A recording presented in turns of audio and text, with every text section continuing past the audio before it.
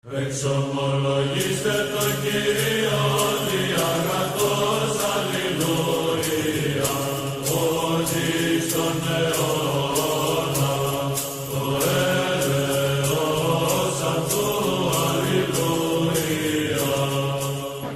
I'd like to talk about the fact that we're having one of the most democratic years in the history of democracy.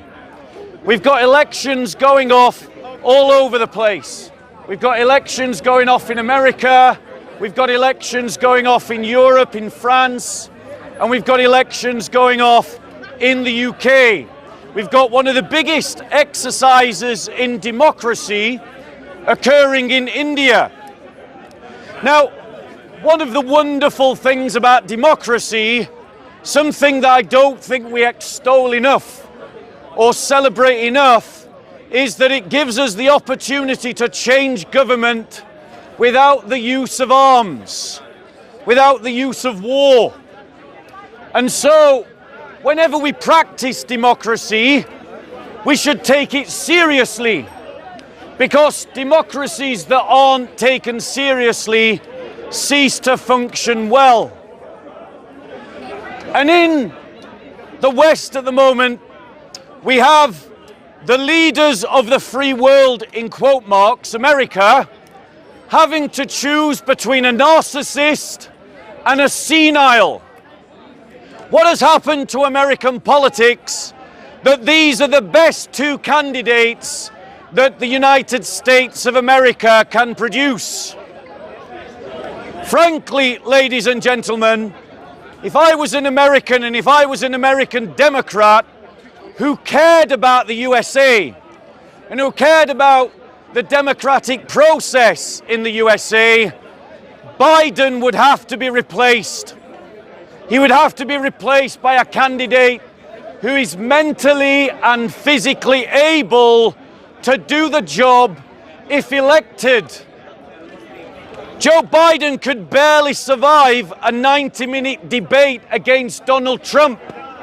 How is he going to run the world's most powerful nation on earth for 4 years when he can't survive a debate of 90 minutes without gaffing and messing up?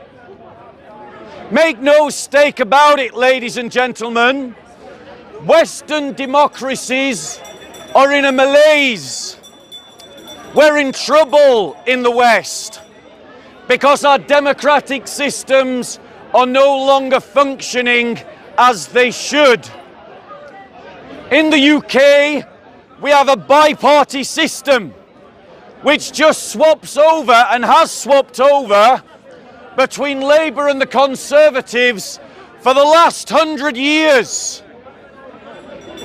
This kind of democracy is failing to represent us and our interests. The question of mass uncontrolled immigration is not being dealt with by our political elite. The failure of multiculturalism is not being dealt with by our political elite. The rising social tensions we see in our society are not being dealt with by our political elite. And the reason for that is that our political elite has bought into the same ideology. They have filled out the horizons of their worldview. They have no more solutions to offer because their worldview does not allow them the scope in terms of their beliefs or values to deal with the problems that we face in the West. That is why both Labour and Conservative have failed to control the southern border of England.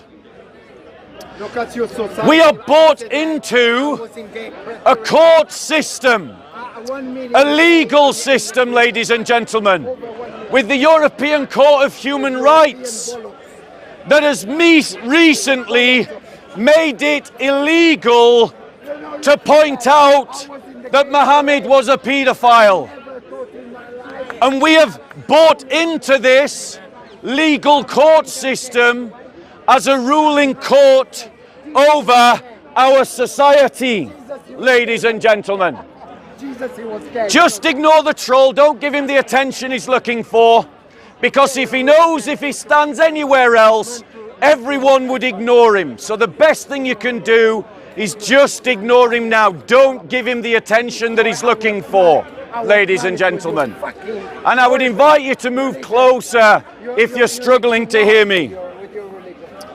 Ladies and gentlemen, be honest with me now. Who of you are going to vote Labour? Put your hand up. One person. Who of you are going to vote Conservative? Put your hand up. Who of you are going to vote Reform? Put your hand up. Now notice, ladies and gentlemen, notice how many hands were raised when you put your hand up for Reform. And so, ladies and gentlemen, we should ask serious questions, ladies and gentlemen, about why Channel 4 News tried recently to frame the Reform Party by employing an actor who then was just incidentally matched up with an undercover reporter so that that undercover reporter could capture the actor making blatantly racist statements. A man on whose own website states that he is well spoken, but when he turned up to the brother, you're just feeding him his energy. Please just ignore him. Please just ignore him and stop shouting in people's ears, sir. Ladies and gentlemen, on Clacton-on-Sea, that actor turned up in front of Nigel Farage and was pretending to speak like some Cockney. All right, governor, I'm here to help. But on his own website that advertises his acting, he says that he's well spoken. He speaks with a plum. The kind of way that I speak, ladies and gentlemen, because I don't sound like no Cockney. But, ladies and gentlemen, Channel 4 tried to do a stitch-up job to influence your vote. We have a problem with our democracy in the West, because our democracy is a two-party system that does not represent the votes of the people. Your votes will not be represented under the first-past-the-post system. And we must fight, ladies and gentlemen, to change that voting system so that all of our votes count.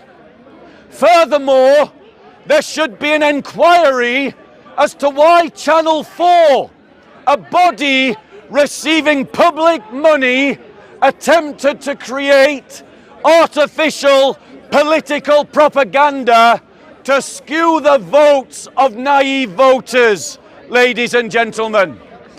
And amazingly, notice how all the media jumped on the story, but they haven't jumped on the expose of the story.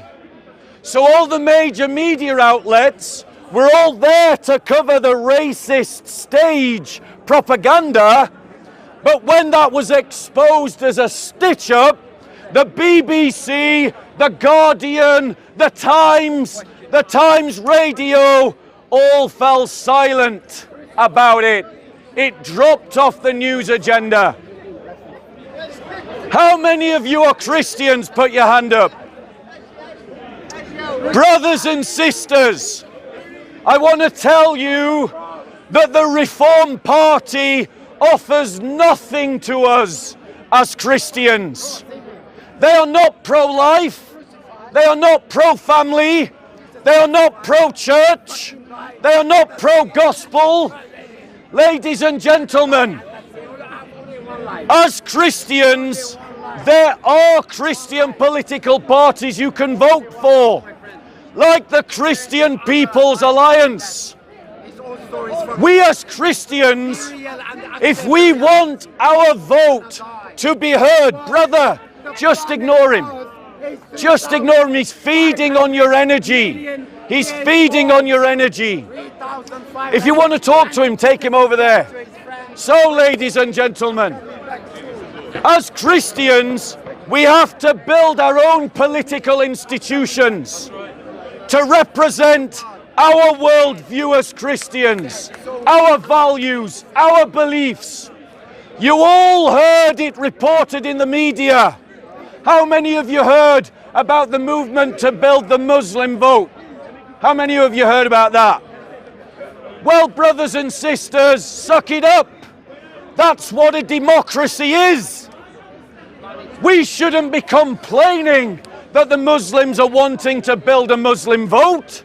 We instead should be building a Christian vote so that there is a Christian bloc vote to be won or lost by the manifestos given by our political parties.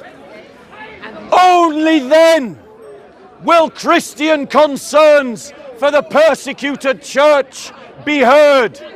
Only then will Christian concerns for the family be heard. Only then will Christian concerns about abortion be heard. When we stop voting for liberal secular parties and we stop voting en masse for Christian parties and getting involved in Christian parties.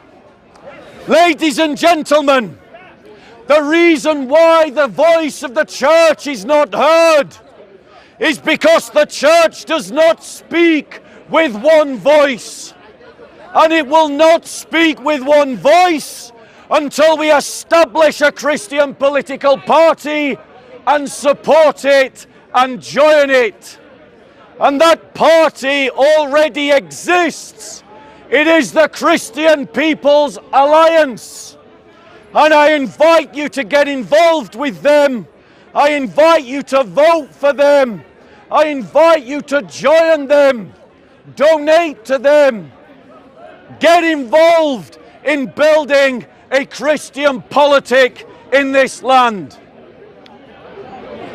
One final point before I take questions. Every political issue that we face in the United Kingdom at this moment somehow interfaces with the destruction and the degradation of the family. The reason why we have rising youth crime in East London is because of the breakdown of the family. The reason why the elites have bought into mass immigration uncontrolled is because families are not having children. The reason why there is a pensions crisis is because we are not having the children to replace our families. The reason why there are bed blockers in the NHS is because children are either not there to look after elders or they are there but choose not to. The reason why we have a rise in mental health problems in the UK is the breakdown of the family. The family is the first bank account, the first line of welfare, the first line of health care, the first line of mental health provision, the first line of welfare support, the first line of dealing with criminality. But how many times have you seen a Labour politician or a Conservative politician talk about supporting or helping the family? Never. Why? Because liberalism is about individualism. And individualism is about you can make up whatever family you want, ladies and gentlemen.